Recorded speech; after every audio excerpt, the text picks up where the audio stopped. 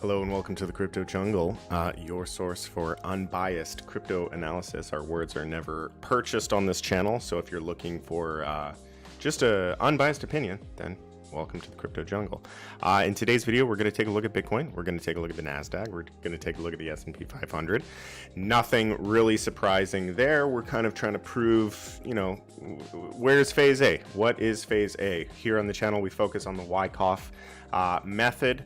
Wyckoff analyzes a trading range. Right now we don't have a trading range, at least not on the higher time frames, 4 hours and above. We don't have a trading range just yet, so we're going to take a look at those time frames and determine where we are in the Wyckoff price cycle. The longer we trade sideways, the higher we go up. So without any further ado, let's go ahead and take a look at the king of all crypto, that is Bitcoin. All right, taking a look at Bitcoin here on the 4 hour. Let me grab my pen tool and make a few notes here. So we've been trying to prove phase A. Phase A is going to end at some point, and it's going to tell us a really important story once it does so. So we've come down to our seller's climax. We rallied up to the automatic rally. That's two events inside of a Wyckoff trading range. We need the third event, which is the secondary test. Now, traditionally speaking, or if you're looking at the diagrams or schematics of an accumulation, the secondary test will come down to the bottom of the range, somewhere around here. It doesn't always have to do that. In fact, it can create a secondary test below the area of the seller's climax, and it can also create a secondary test above the area of the seller's climax. So what we're looking for right here is, are we going to prove this as support? Is this going to be our secondary test? And I think what we need to do to get confirmation on that is we need a break above 21.7. If we can get a break above 21.7, that's going to allow me to kind of maybe adjust the lines a little bit and get a little bit of an upward sloping trading range identified. Now this is on the 4 hour, so you do kind of need to be careful with the 4 hour. We're coming off of a very large downtrend. When you're coming off of a very large macro downtrend, you should be analyzing price on the macro time frames. So just to put that into perspective here, if we go to the 3-day, we really don't have much information on the 3-day at all. Let's delete that. On the 3-day, you could say we've just arrived at our seller's climax, that we haven't had the automatic rally and we're not even close to our secondary test yet. So do bear in mind that if there is a rally in the short term, it's not going to be a sustainable rally. It's not going to be a higher high, higher low structure. It's not going to be something that continues to break past resistances. It's not impossible, it's just not very likely. So going back down to the smaller time frames,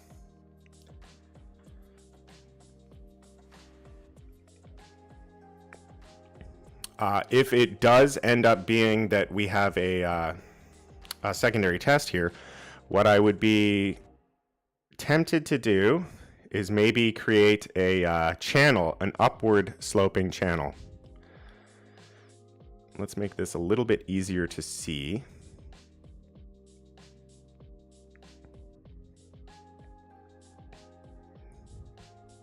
Well, you guys, you get it. Here, I'll make it a dotted line.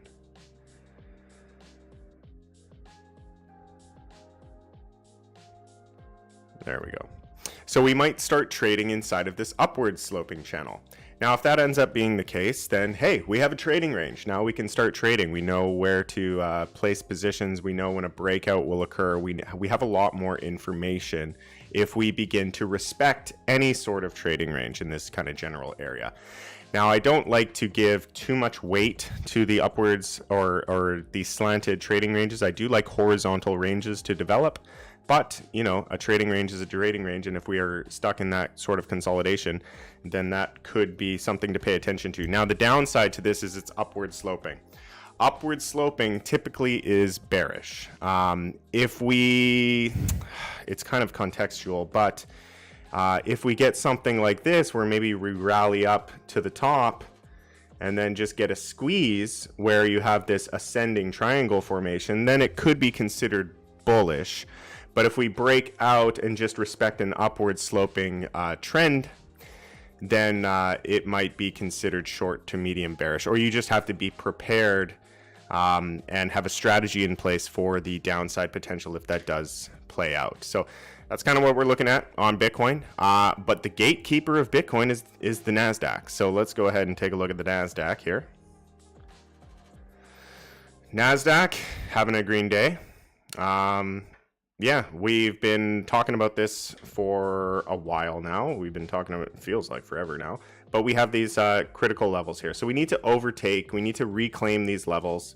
We're below this level. If we can reclaim this level here at around $13,000, that'll be a pretty important level to reclaim, because that's going to start building the narrative of an inverse head and shoulders.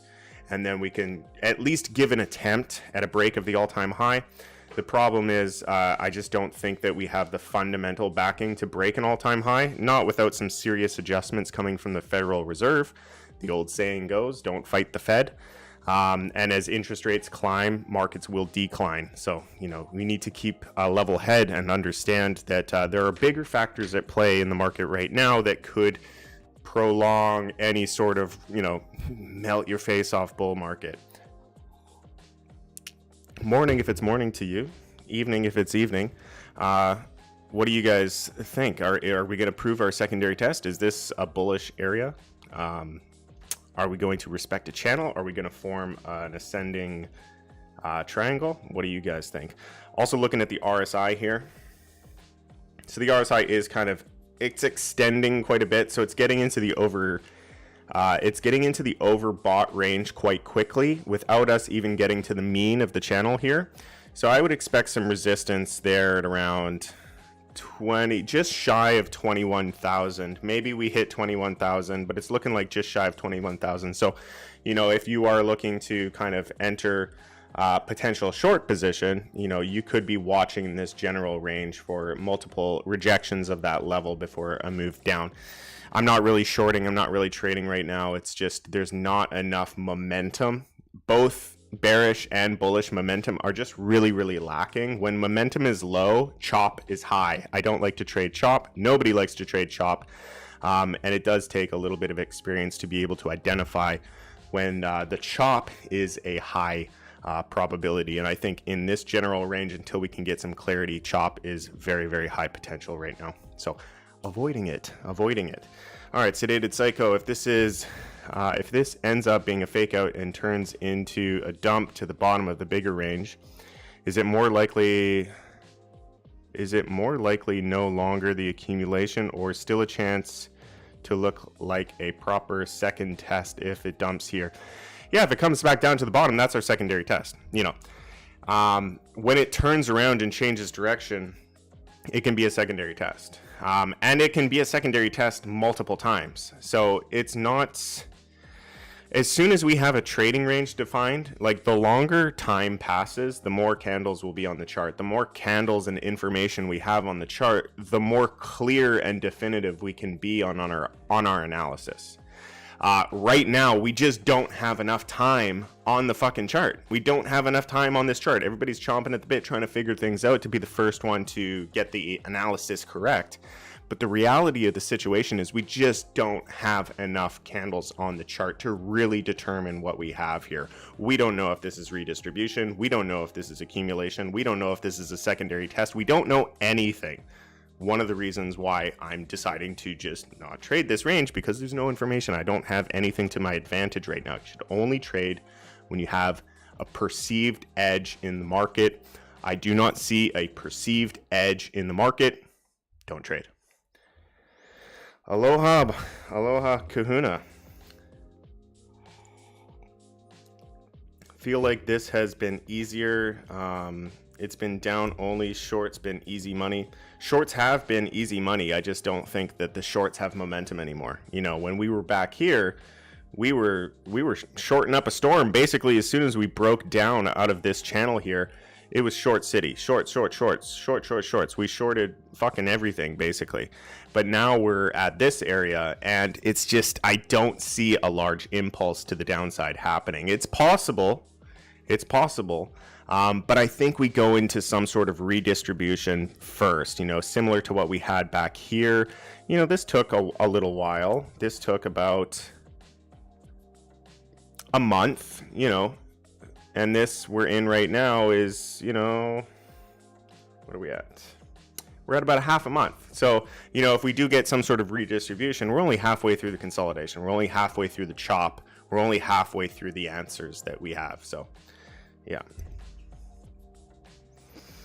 All right. So the Nasdaq, we want to reclaim these levels. Let's take a look at the S&P 500.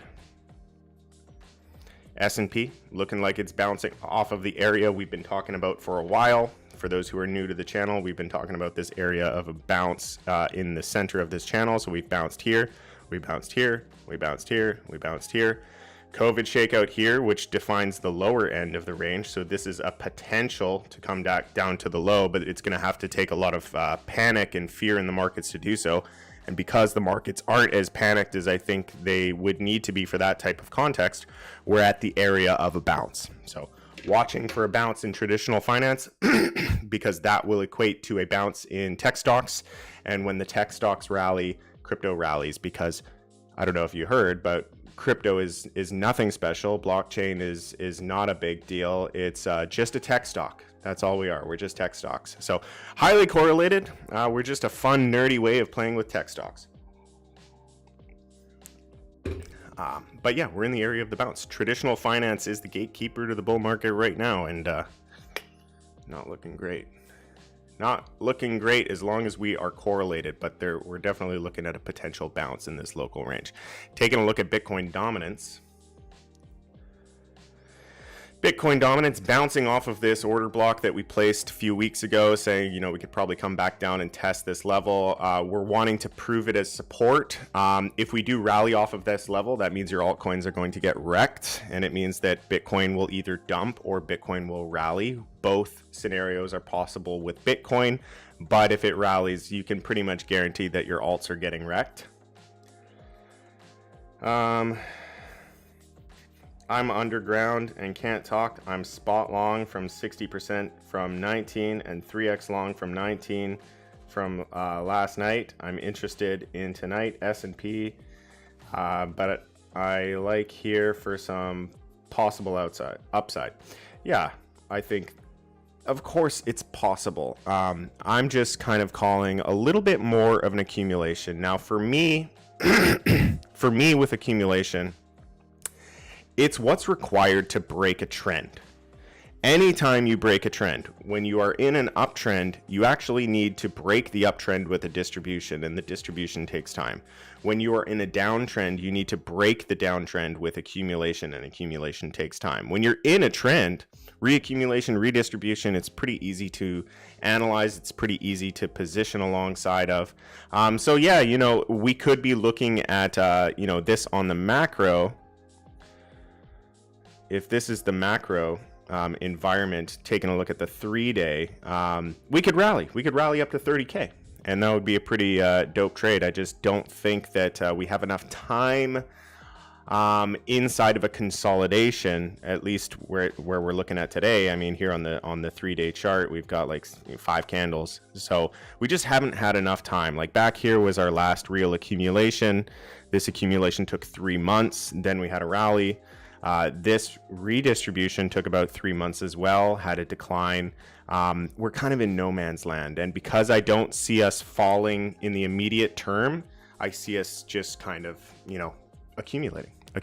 So spot positions are your friend, but if you're alphanumerics, the fucking man, the myth, the legend, you'll 3x and probably be right. Poor Graham. I'm not looking at my phone closely. Don't worry about your grammar.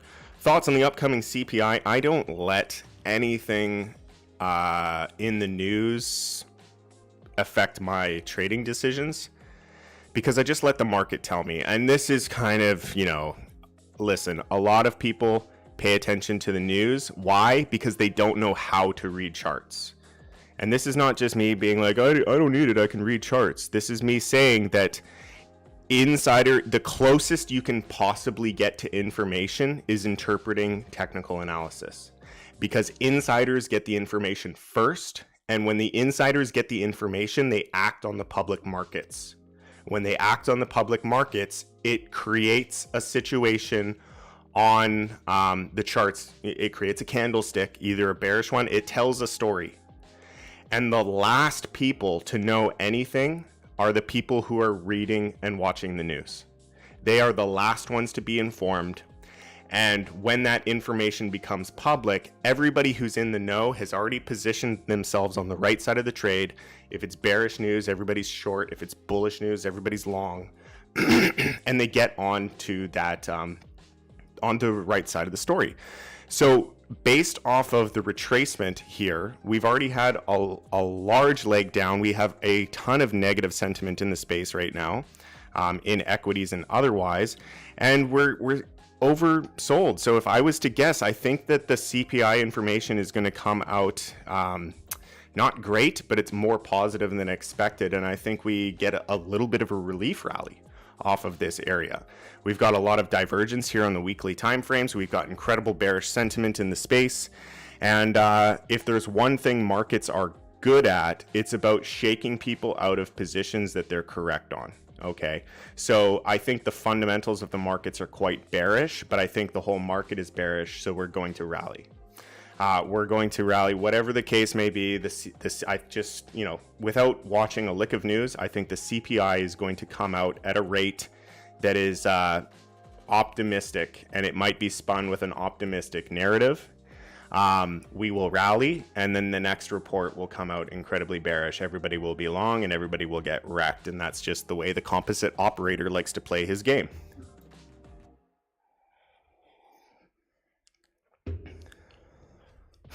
Missed a couple classes packing. When did the new schedule start? It started this week. This week it officially started.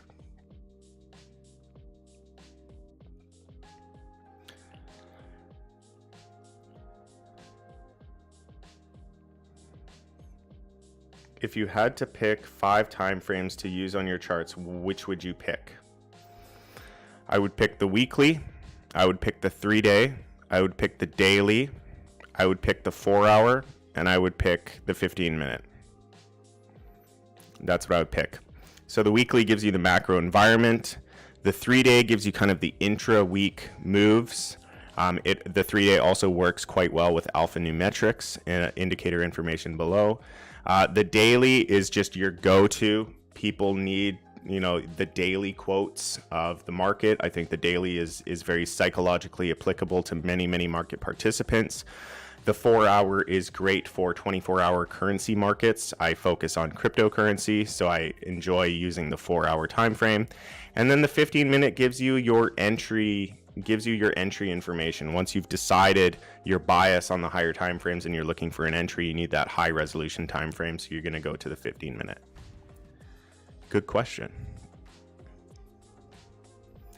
TA is an art. It's not a science. Don't let any, that's why there's no consensus in the written literature around technical analysis.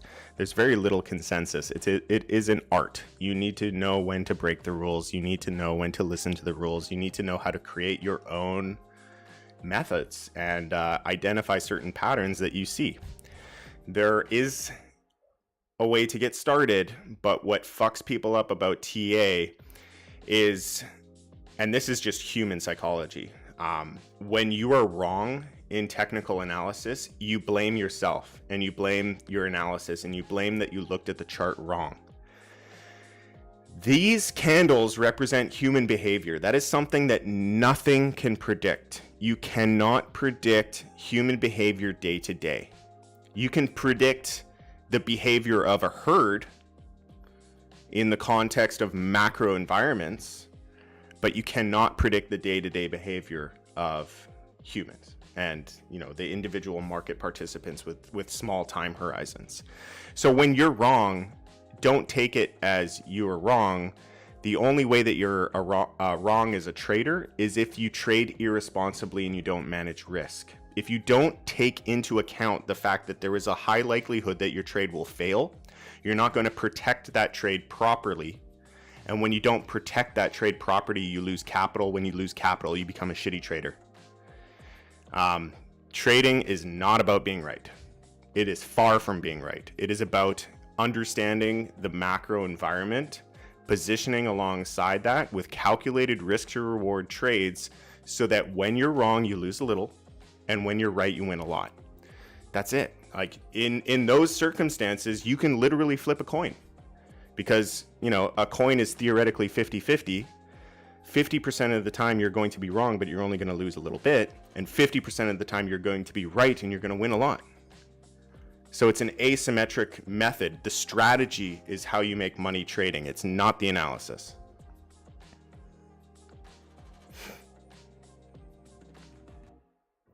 Monthly time frames are certainly applicable when you're looking at very long-term charts that have been around for a while. So again, I'm not an equities trader. One day I will be using monthly charts, but it's not part of my repertoire right now. They can be great for macro, but they're certainly not very actionable. And if I'm asked what are my 5 must-have time frames, I'm starting at the weekly. I need to have the weekly. I don't need to have the monthly. It's a nice to have. It's not a need to have.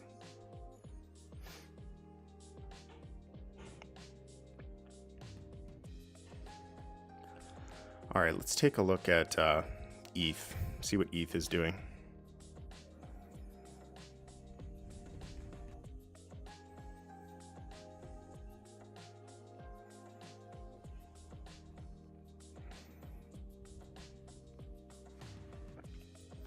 I just feel like ETH has more room to the downside.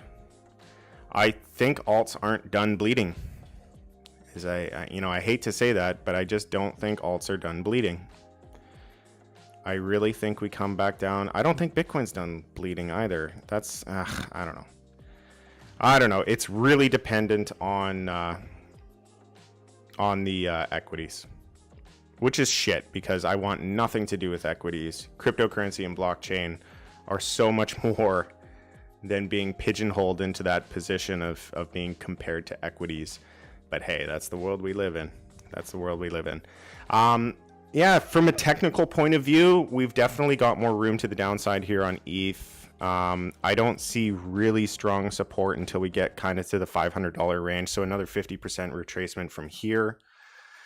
How we get there, though, will probably be in a very trappy way. So I'm expecting a bounce on the Nasdaq. So maybe we come up here, get to like, 17, 1800 ETH, and then we go down to 500, something like that. That really just, you got to think how's the herd going to get hurt the most? And the herd is going to get hurt the most if we do this.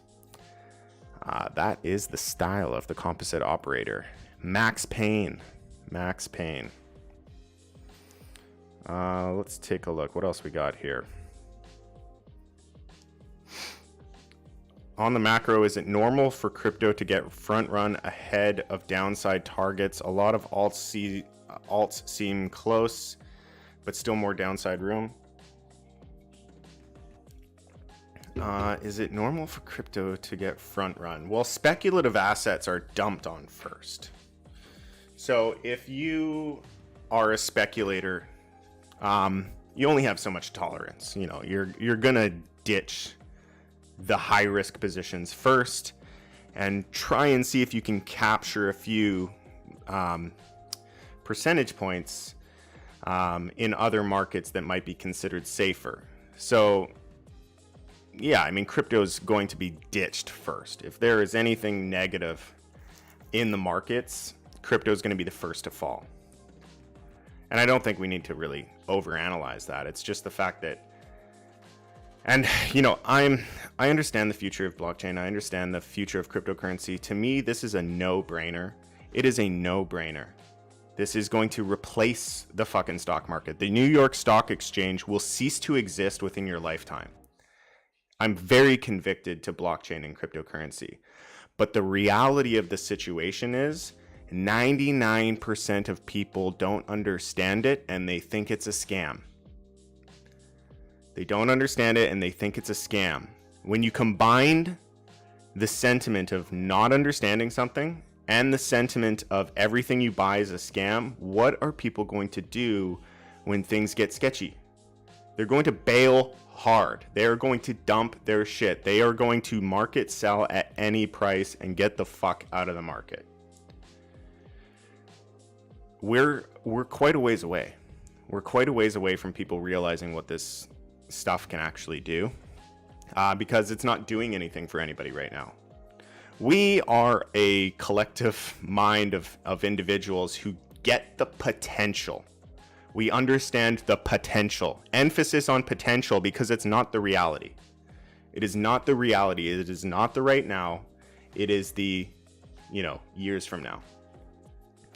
We get it. You'll be just fine. As long as you stick it out, trade responsibly, don't lose everything to this market, you know, have a plan of preservation of capital, stay away from leverage when applicable, don't ever bet your whole stack on one thing. And you're around in this market, not financial advice, but I honestly think that you're going to be the beneficiary of incredibly valuable assets. Most of the assets you're looking at today will trade to zero, but Bitcoin is going to be potentially worth, you know, 5 cents per sat one day. I would not be surprised if a Satoshi was worth 5 cents. So there's a lot of upside. There's a lot of upside, but how we get there is the difficult part for people to manage. Let's take a look at Matic. Shit. Probably comes down to 10 cents, 5 cents. FTT token. Ooh, there's a lot of room on FTT.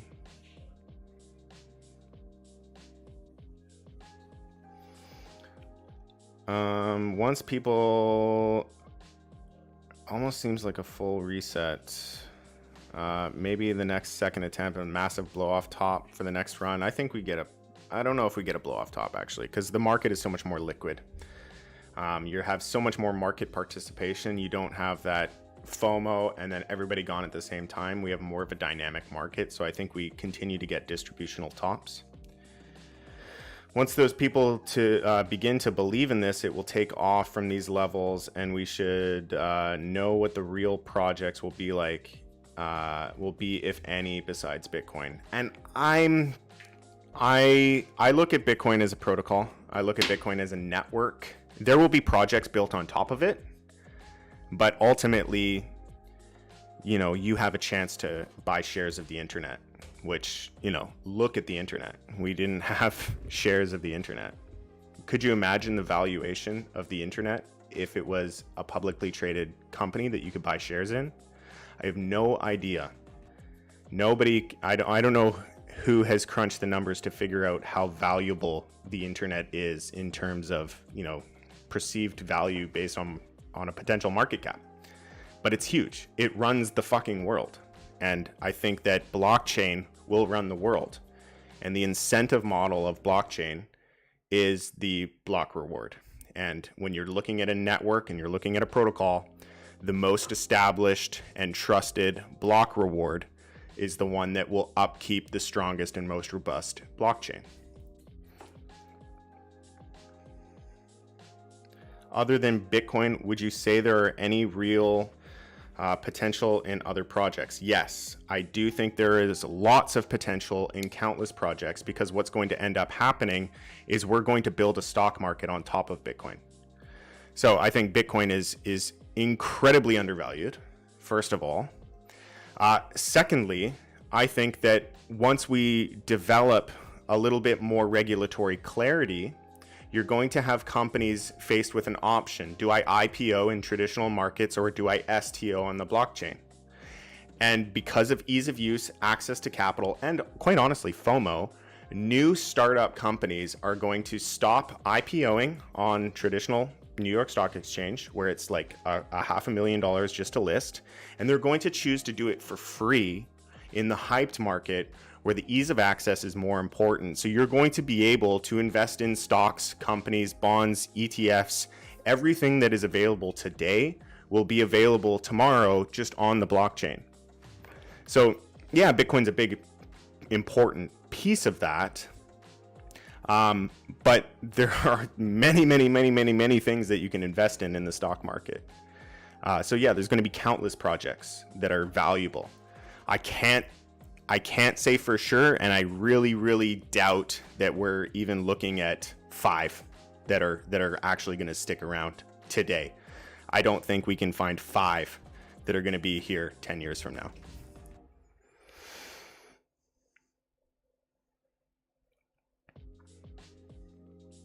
If only I was old enough to learn the market and buy tech stocks back then. You are entering into the period of that sentiment becoming a reality.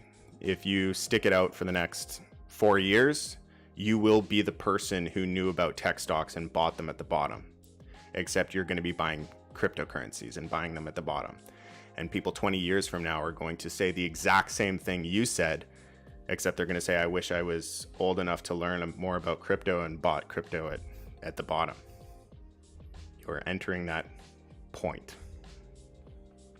AVAX, it's looking like a lot of the similar shit here. Let's go to the perp. A lot of stuff's really correlated right now. So this looks exactly like Matic. It looks exactly like Solana. We need to reclaim this level. We got rejected from that level. So because of the rejection, further downside is kind of what we're looking at here. So maybe we come back down to, you know what? We're going to come down at $10. Let's just call it $10. I think we sit at $10 for a while. We go through a multi-month accumulation at $10. And then potentially we rally in the next cycle. I'm not convinced that Avalanche will ever make a new all-time high ever again, even though I really like the project. I think that the infrastructure being built today might make projects like Avalanche not necessarily obsolete, but hard to justify competition with. You know, if ETH 2.0 does end up being quite successful, there won't be a lot of incentive to use the Avalanche blockchain, even though in my opinion, it's a way better blockchain. It's a way better design. It's hard to say. Yeah, that's crypto, man. You gotta always be adjusting your thesis.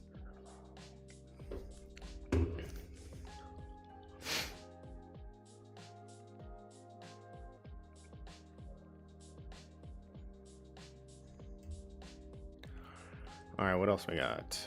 Tron, let's check up on Tron. Tron was doing some funny stuff. And it looks like we're just gonna continue to accumulate. So here's one that's kind of later stages accumulation, which I like to see. Let's actually label it out.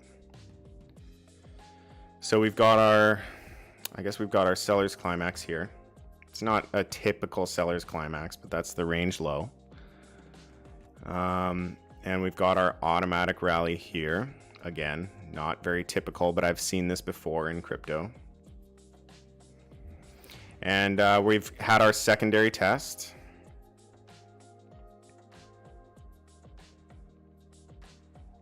Why is it so big?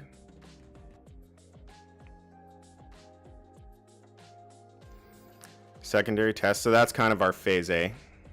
Let's label that.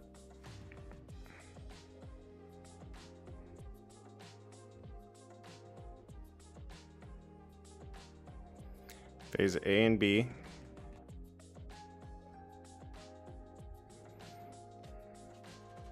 And we're just in B.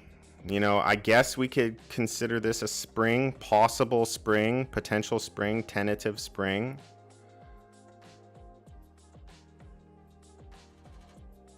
I want to see how we hold this level again, come down for another test. And then we could be looking at a potential phase C.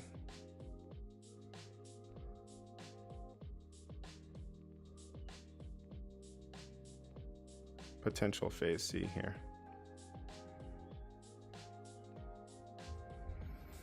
Entering into D. So I'm going to pay attention to Tron.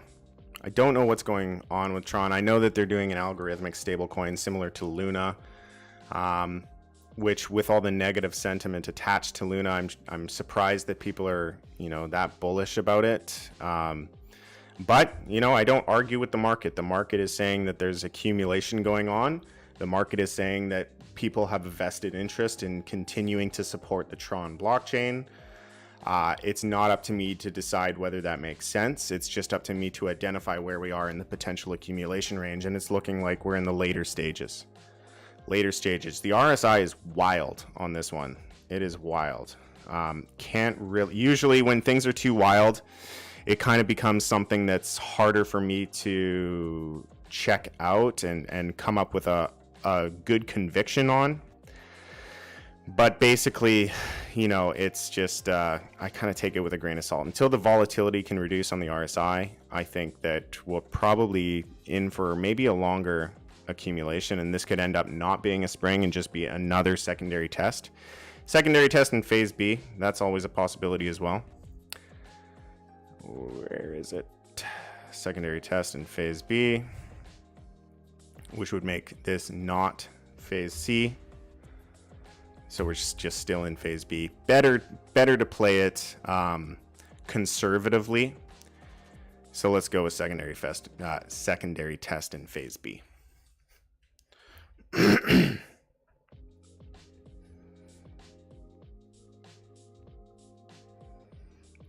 Phantom.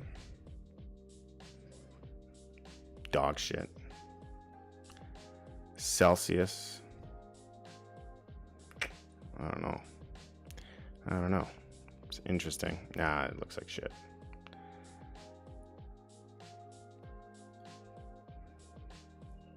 Let's see what Looks Rare is doing. How am I doing for time? Doing all right. Looks Rare. Yeah. Cool protocol nobody cares about, so the market prices it accordingly. Mutable X, same shit, different chart. 0x, another garbage fucking chart. Dodo, shit. Uniswap, well, how's Uni doing? Uni looks like shit, but it's down at support range. Let's see how that breaks trend and trades sideways for a bit. The Uniswap fork, Sushi, same shit, worse smell. Loop ring, same shit, worse smell. 1 inch, same shit. Joe, no good, Joe. Kyber, man, full retrace on Kyber. Full retrace on Kyber. What a fucking terrible trade. That sucks.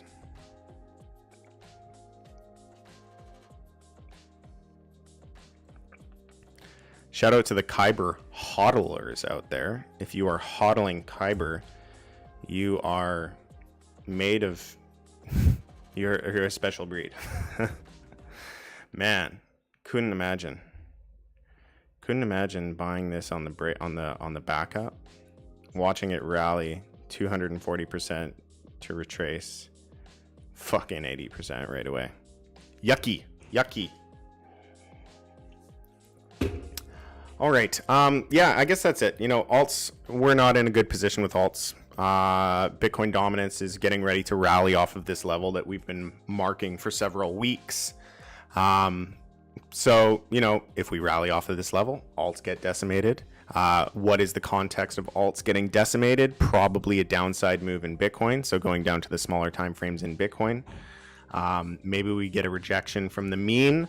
That rejection could get us down to the area of the seller's climax. If we fail to hold the seller's climax, this whole consolidation becomes our PS level, our preliminary support, and we can look to find support down here at around 12.7 to 11.2 would be where I would be seeing this going next. All right, that is all the time I have for today. If you guys enjoyed this content, please leave it a like. Don't forget to subscribe.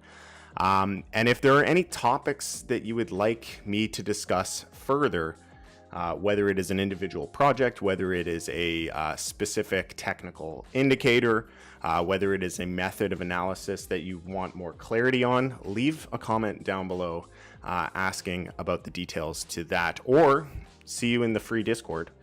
You can ask your questions there and usually get a response in pretty much real time. So I encourage you to join. Links below for the free Discord. We are going to show you shit. It's the free side, but it's not too bad, and we do add a lot of value there. And then yeah, that's pretty much it. So thank you all for joining in, and we will see you guys in the next one. Please trade safe. It is a jungle out there. Peace.